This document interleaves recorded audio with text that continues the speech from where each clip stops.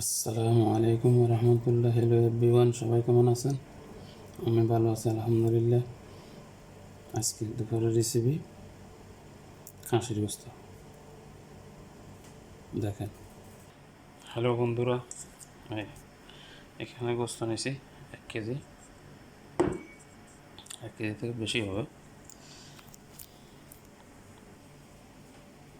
ধনিয়া 1 চামচ, হলুদ আধা চামচ, জিরা পাউডার আধা চামচ, মশলা গুঁড়ি 2 চামচ, লবণ আধা চামচ, কালো গোলমরিচ পাউডার আধা চামচ। এখানে 2টা লেবু আছে, তেজপাতা, দারচিনি, এলাচি, লং, গোলমরিচ কিছু দিয়ে দিছি। গোস্তগুলো সিদ্ধ করবো। টমেটো পেস্ট আছে, পেঁয়াজ, টমেটো, রসুন, আদা, কারপাতা, মরিচ, ধনিয়া পাতা। পাতিল বসা দিলাম গোস্ত সিদ্ধ করার জন্য। দিয়ে দিলাম গোস্তগুলো, দিয়ে দিচ্ছি পানি, গরম পানি দিয়ে দিচ্ছি। বন্ধুরা, সিদ্ধ হয়ে গেছে। এই দেখেন কাঁচরা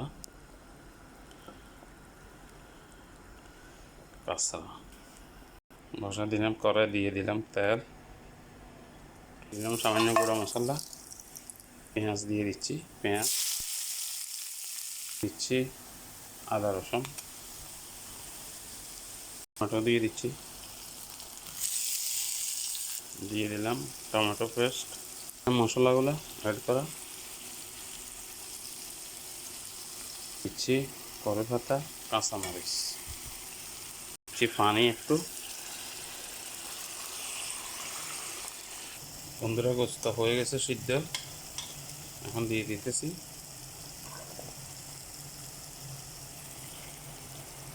বন্ধুরা, ছাগলের গোস্তর সাথে এই ভেন্ডিগুলো দিয়ে দিব, ঢেঁড়স। ঠিক আছে, গত ভিডিওতে বানাইছিলাম খাসির মাংস দিয়ে ভেন্ডি, কিছু রয়ে গেছে, এগুলো আজকে দিয়ে দিতেছি। ঠিক আছে, গোস্ত হয়ে গেছে, এখন দিয়ে দিব ভেন্ডিগুলো উপর দিয়ে। বন্ধুরা, ভেন্ডি দিয়ে দিচ্ছি, মাংসর লগে ভেন্ডি দিয়ে দিলাম। অনেক স্বাদ হবে, আপনারা ট্রাই করে খেতে পারেন। গরুর মাংস হোক, ছাগলের মাংস হোক, 1/2 কিলো আনি খাইতে পারেন। টেস্ট আছে, অনেক টেস্ট। বন্ধুরা, হয়ে গেছে ভেন্ডি দিয়ে খাসির গোস্ত। দিয়ে দিলাম ধনিয়া পাতা।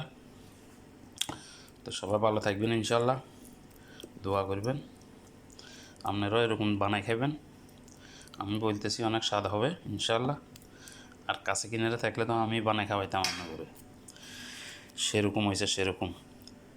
আরে পাওয়াও যায় না খাওয়ার সময়। ঠিক আছে, গতবার আমি বানাইছি যে পাইও না, খাই ফেলাইছে, অনেক স্বাদ হয়েছে। তো সবাই ভালো থাকবেন, আল্লাহ হাফেজ, আসসালামু আলাইকুম রহমতুল্লাহ। ভালোবাসা দিবেন সবাই, ইনশাআল্লাহ।